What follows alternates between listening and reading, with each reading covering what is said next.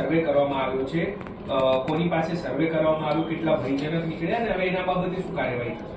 એક જાહેરાતના ખાનગી જાહેરાતના હોલ્ડિંગ માટે બે પ્રકારના સર્વે કરવાની સૂચના આપવામાં આવેલી હતી. એક ગવર્મેન્ટની સંસ્થા છે એસવીએનઆઈટી દ્વારા 44 હોલ્ડિંગનો સર્વે કરવામાં આવ્યો હતો અને એ 44 હોલ્ડિંગમાંથી 21 હોલ્ડિંગ ભયજનક માલુમ પડ્યા છે. તે અંગેની આનુવંશિક કાર્યવાહી કરવા માટેની સૂચના આપી દીધેલી છે. બીજો સર્વે ઇન્ટરનલ કરવામાં આવ્યો હતો, ડિપાર્ટમેન્ટ દ્વારા કરવામાં આવ્યો. વિવિધ મુદ્દાને આવરી લીધા હતા. એનો રિપોર્ટ હમણાં જ આવ્યો છે. એની વધુ વિગતો આવે પછી તમને જાણ કરીશું. કેટલા સ્થળો પર એસવીએનઆઈટી દ્વારા સર્વે કરવામાં આવ્યો, તેમાંથી કેટલા હોર્ડિંગ ભયજનક છે અને એમાં શું કાર્યવાહી થશે?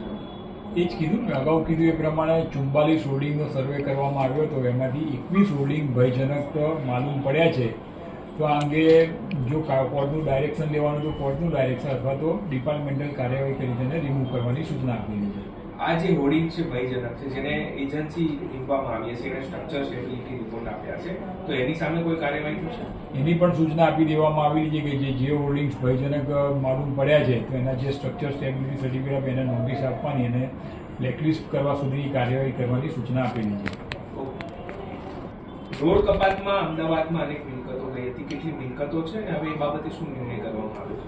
એક સંપૂર્ણ અમદાવાદમાં એક સર્વેને વિગત માગવામાં આવી હતી કે ભાઈ બધા રોડને ખુલવા હોય તો રોડ કપાતમાં જતા મકાનોમાં કેટલા લોકોને વૈકલ્પિક આપવાના થાય છે. તો એ સર્વેનો રિપોર્ટ આવી ગયો છે. એમાં લગભગ 8,767 લોકોને વૈકલ્પિક મકાનો આપવાના થાય છે.